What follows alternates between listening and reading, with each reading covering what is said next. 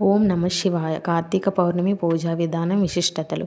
కార్తీక మాసం ఆచరించే ప్రతి ఒక్కరూ ఈ కార్తీక పౌర్ణమి రోజున సూర్యోదయంకి ముందే నిద్ర లేచి తమ తమ కార్యకలాపాలను పూర్తి చేసుకోవాలి.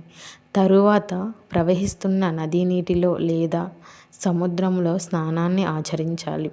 ఈ సంవత్సరం నవంబర్ 15 తేదీ ఉదయం 6:19 గంటలకు కార్తీక పౌర్ణమి ప్రారంభమవుతుంది.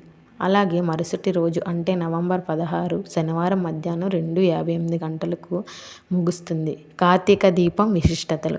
కార్తీక మాసంలో కార్తీక దీపంకి ఉన్న విశిష్టతలు చాలా పవిత్రమైనవి.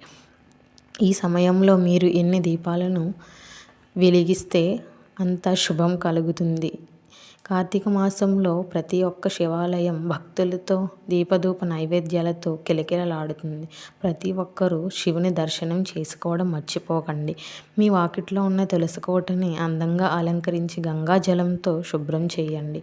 కార్తీక పౌర్ణమి రోజున చంద్రోదయ సమయం సాయంత్రం 4:51కి ప్రారంభమవుతుంది. ఈ సమయంలో చంద్రుడు చాలా అందంగా కనిపిస్తాడు. చంద్రుడు తమో గుణాన్ని హరిస్తాడు. అందుకే చంద్రుణ్ణి శివుడు తలపై ధరించాడు.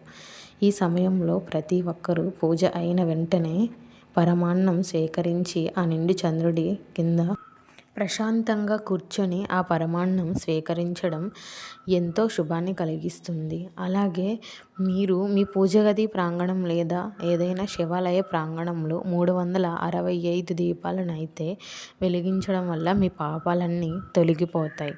మన పురాణాల ప్రకారం ఈ కార్తీక మాసం అనేది శివునికి ఎంతో ఇష్టమైన రోజు.